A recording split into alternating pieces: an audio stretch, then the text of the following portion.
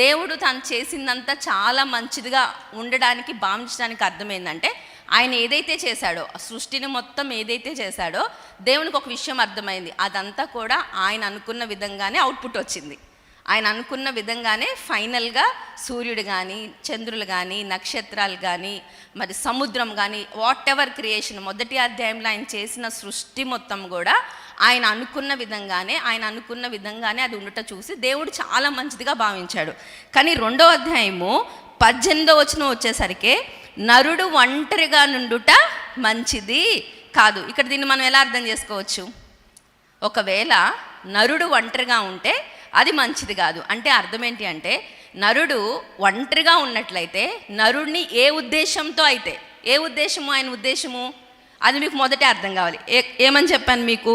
28వ వచనం, దేవుడు వారిని ఆశీర్వదించెను, ఎట్లనగా మీరు ఫలించి అభివృద్ధి పొంది విస్తరించి భూమిని నిండించి దానిని లోపరుచుకోండి. సో దేవుడికి నరుడికి ఒక టాస్క్ ఉంది, మ్యాన్కి ఒక టాస్క్ ఉంది, ఒక పని ఆయన అప్పగించాడు.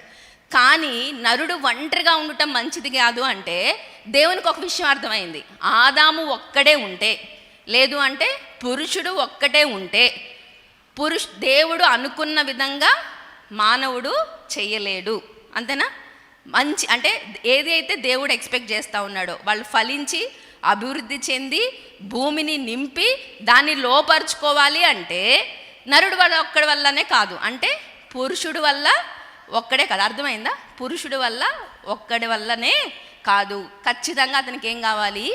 సాటి అయిన సహాయము కావాలి. మనం ఆలోచించినట్లయితే మరి భూమిని నిండించి ఫలించి అభివృద్ధి చెంది లోపరుచుకోవాలి అంటే ఒక పురుషుడు ప్రాపర్గా మరి అభివృద్ధి చెందడానికి కానీ, ఒక క్రమమైన విధంలో జీవితాన్ని కట్టుకోవడానికి కానీ, తన యొక్క జీవితం ఉద్దేశం లైఫ్ పర్పస్ని నెరవేర్చుకోవడానికి కానీ, ఒక కుటుంబం కట్టడానికి కానీ, తను చేసే ప్రతి పనిలో కూడా ఆ పని మంచిగా దేవుడు కోరుకున్నట్లు ఏ విధంగా దేవుడు అతని పట్ల ఒక ఆలోచన కలిగి ఉన్నాడో అది అతను ఒక్కడి వల్లనే కాదు. కాబట్టి నరుడు ఒంటరిగా ఉండుట మంచిది కాదు.